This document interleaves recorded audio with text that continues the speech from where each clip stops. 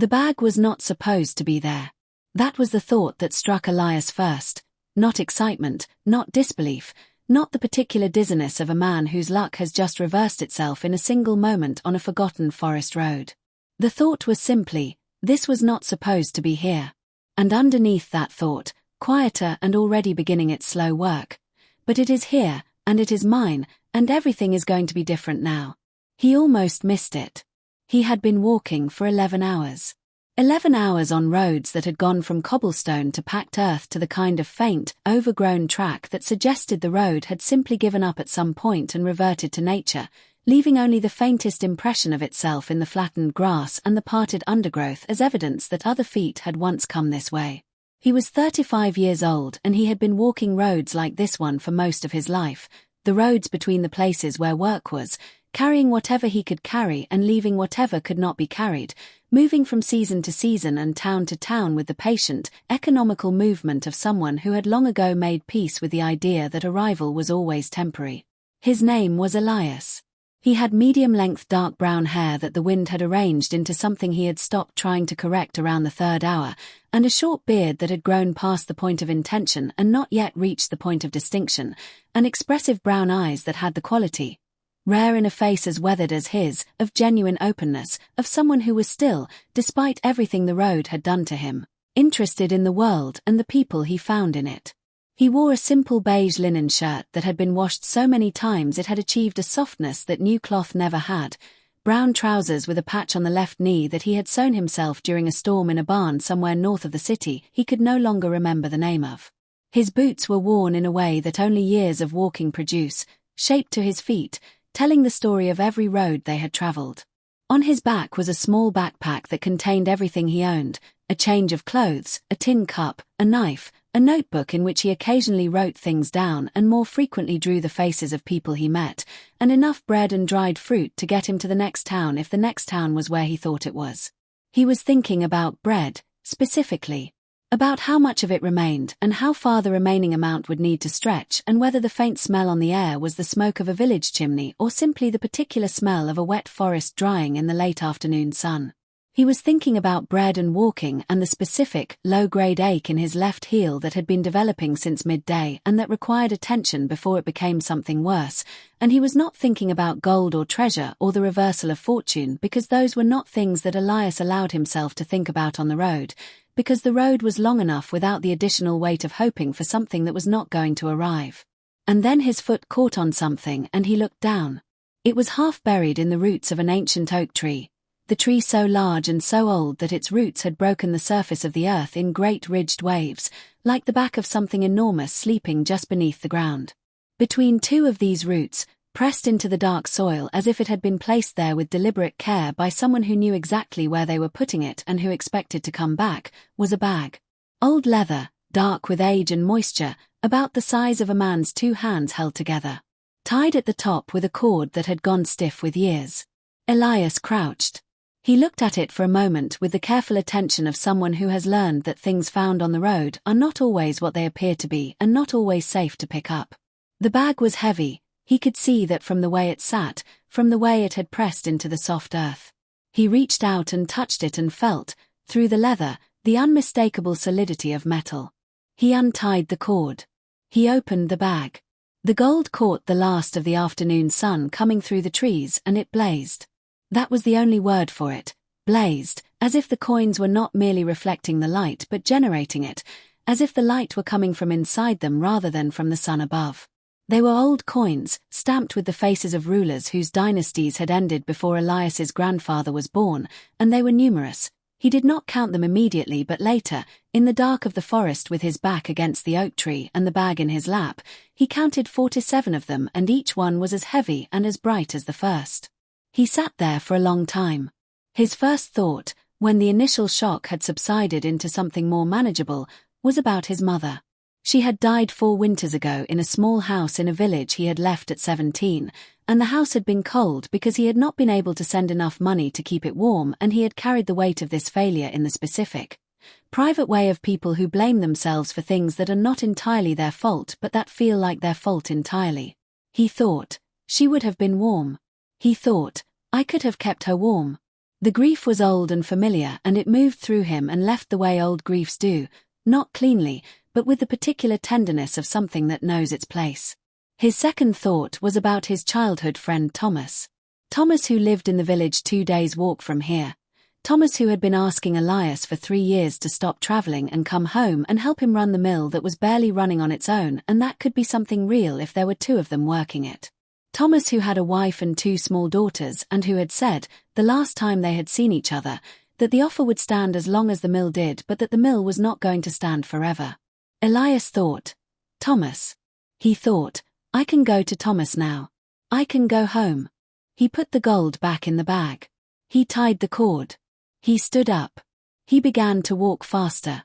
He did not think about who the bag might have belonged to. He did not think about whether the finding of it was fair, whether the gold had been someone else's gold, and whether taking it made him something other than the man he believed himself to be. He thought about warmth and Thomas and home, and the not thinking about the rest was the first small step in a direction he could not yet see the end of. He reached the village of Cordon by nightfall. It was a village he had passed through twice before and knew well enough to know where to find food and a bed and the kind of unremarkable company that villages offered to travelers who did not cause trouble and did not ask for anything they could not pay for. He paid for his meal and his bed with the first gold coin, the first, and then immediately the thought, just the one. No more than one. Just the one, for tonight. The innkeeper looked at the coin for a moment.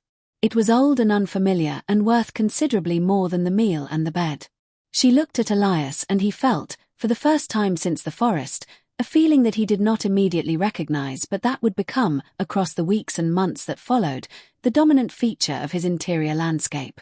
It was the feeling of being watched, of being assessed, of being a person who had something that other people did not have and who was therefore a person who other people might want things from. He took the coin back. He paid with the small change he had in his pocket instead. He ate his meal quickly and took his bread and his ale up to his room, and he sat on the edge of the bed with the bag in his lap, and he thought, nobody can know. He had not known, sitting on the edge of that bed in the inn in Cordon on the night of the finding, that those 3 words were not a practical decision about safety.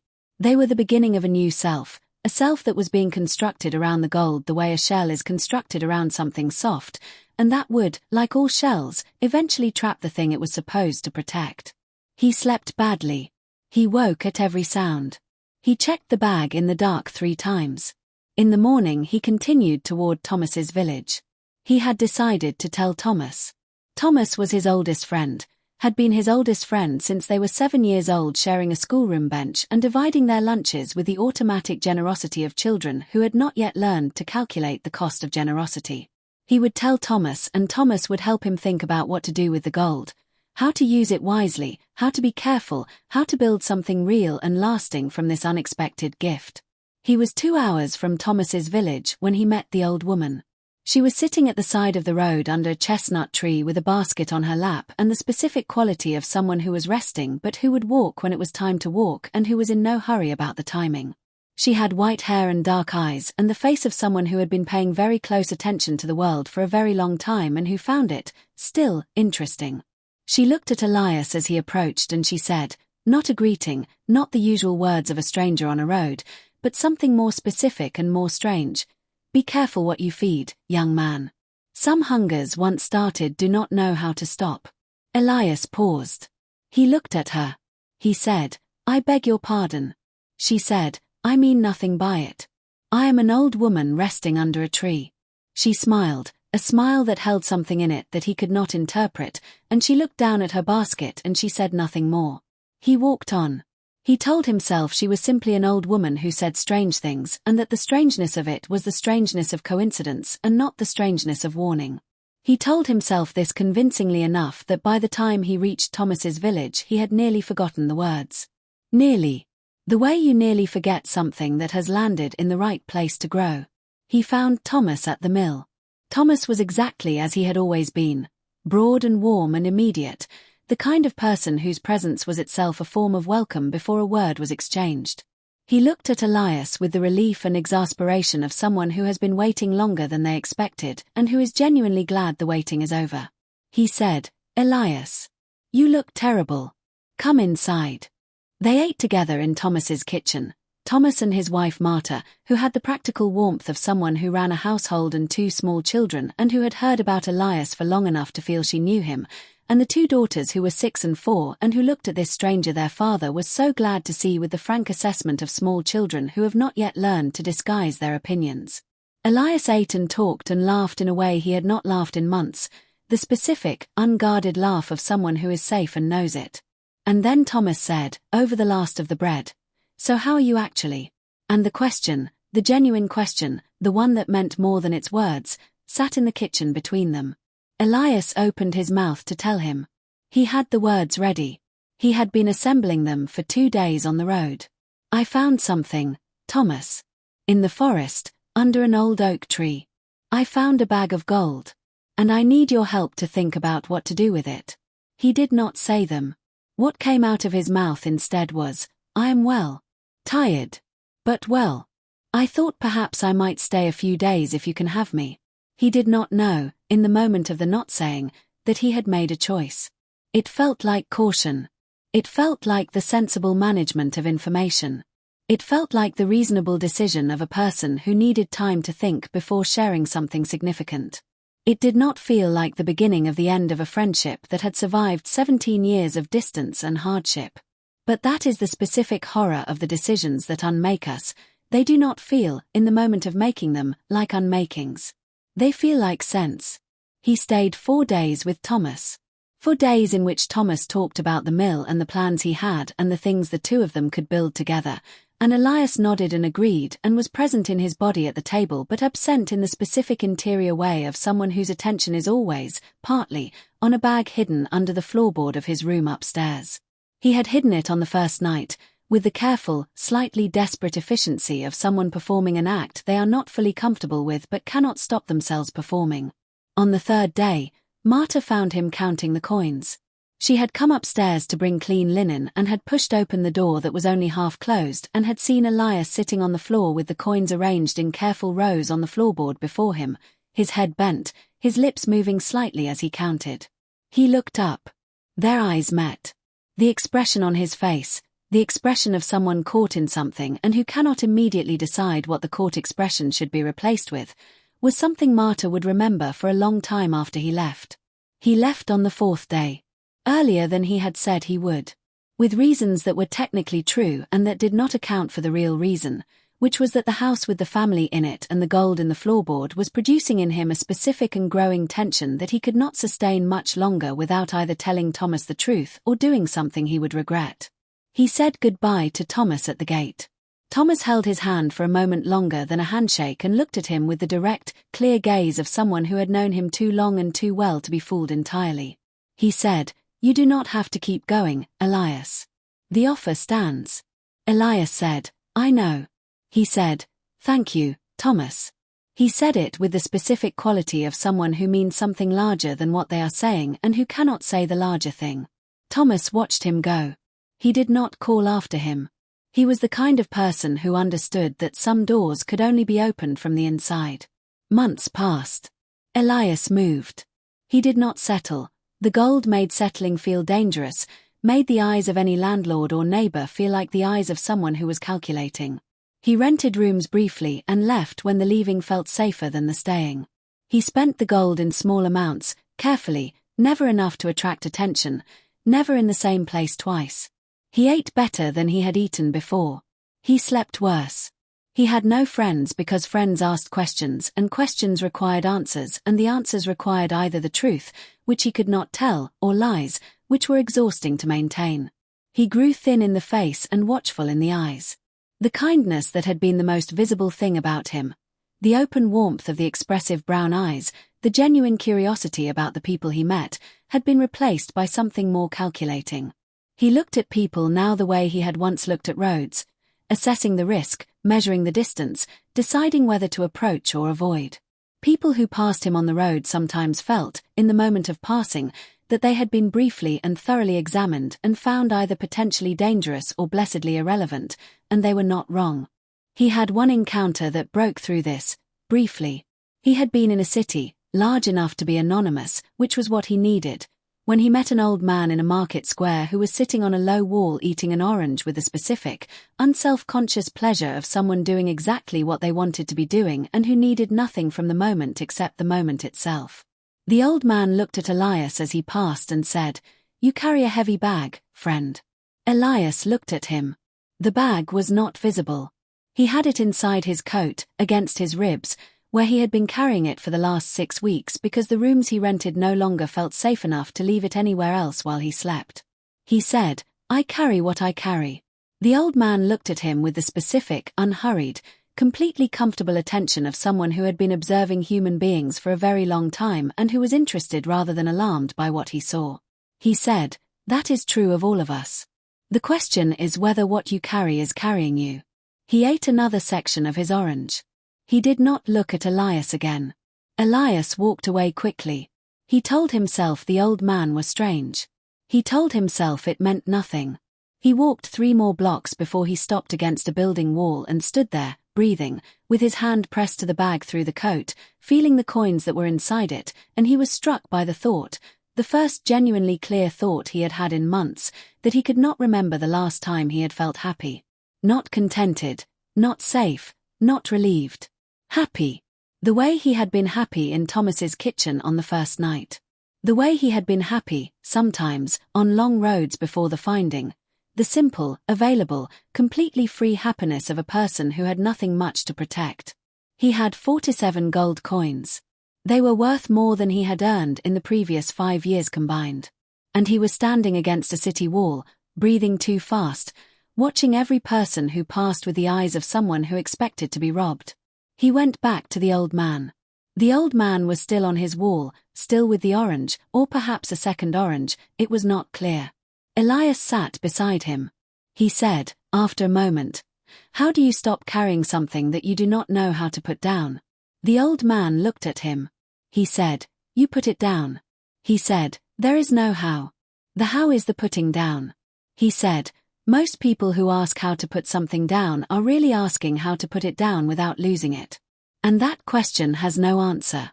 They sat in silence for a while. The market moved around them. Elias said, "What if what you are carrying was not supposed to be yours?" The old man said, without particular drama and without the emphasis that the words deserved, "Then it was never yours to keep." He finished the orange. He put the peel in a careful pile beside him on the wall. He said, "The gold does not know who owns it, friend. It is only metal. The story of who owns it is the story you are telling yourself. You can tell a different story whenever you choose." Elias said nothing. The old man stood up. He nodded and walked away into the market with the easy, unhurried movement of someone who had somewhere to be and enough time to get there. Elias sat on the wall for a long time after he left. The city moved around him. Somewhere nearby someone was selling bread and the smell of it reached him, and he thought about his mother's kitchen and the bread she used to make on Saturday mornings with her sleeves rolled up and flour on her hands. He thought about Thomas at the gate with his hand held a moment too long. He thought about Marta's face in the doorway when she found him counting. He thought about the old woman under the chestnut tree who had said some hungers once started do not know how to stop. And he thought about himself. The Elias who had walked into the forest with bread and a tin cup and a notebook and worn boots and a kind smile that people responded to because it was real.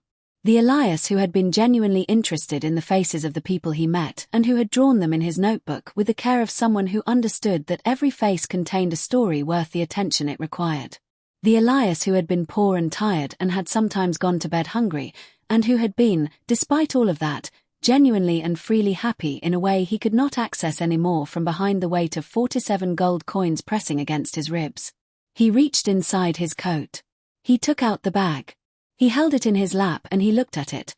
The old leather, the dark cord, the thing he had found by accident on a forgotten road and that had found him far more completely than he had found it. The gold was not cursed. He understood this now with the clarity that arrives sometimes after a very long time in the wrong direction. The clarity that is not comfortable but that is, unlike the confusion that preceded it, at least honest. The gold was not cursed. The gold was simply gold. Old coins struck by long-dead rulers and buried under the roots of an ancient oak tree by someone who had perhaps struggled with the same question and left the bag there at the end of the struggling. The gold had no knowledge of him. It had no intentions toward him. It was metal. It was old and bright and heavy, and it was not capable of doing anything to him that he did not allow it to do. What had happened to him had not been done by the gold.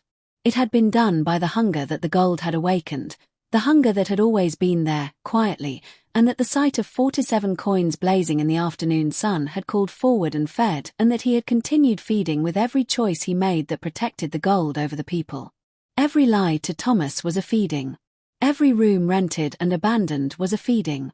Every stranger's face turned into a potential threat was a feeding.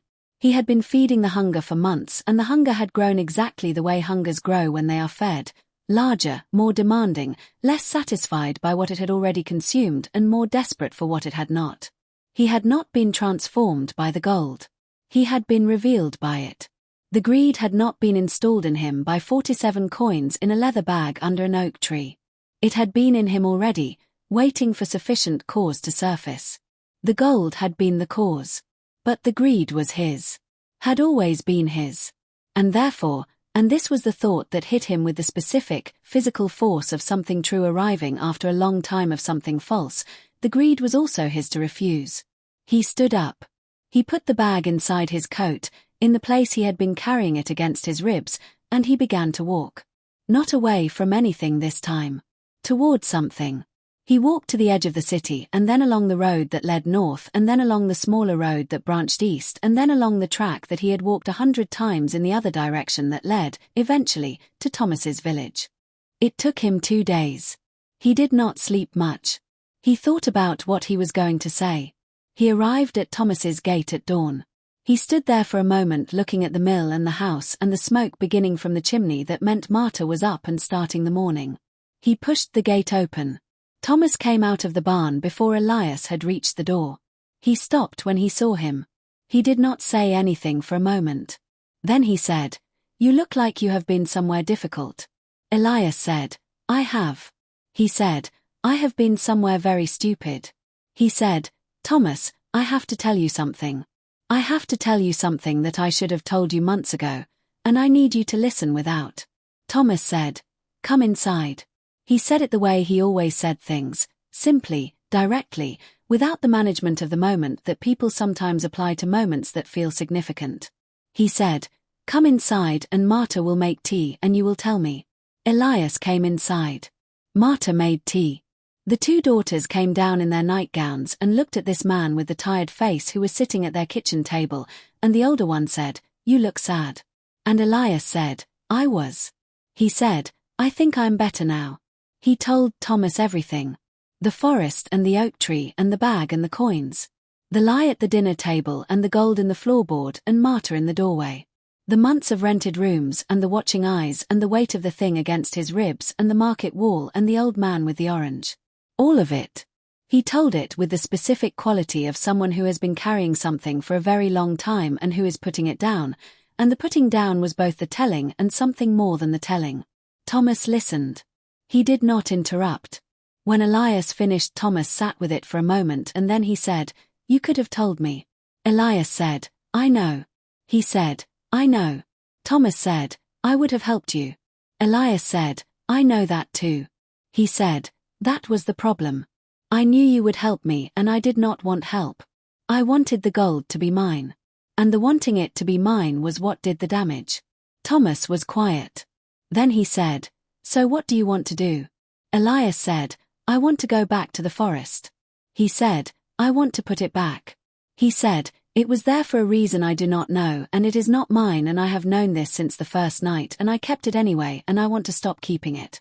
He said, "And then I want to come back here and I want to help you with the mill if the offer is still standing." Thomas looked at him for a long time. Then he said, "The offer is still standing." They went together to the forest. 2 days' walk south on the road that Elias had walked in the other direction 7 months ago. They walked it largely in silence, not the uncomfortable silence of things unsaid, but the companionable silence of 2 people who have known each other long enough that silence is not an absence but a form of presence.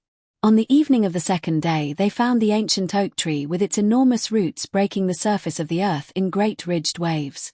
Elias crouched between the 2 roots where he had found the bag. He looked at the dark soil.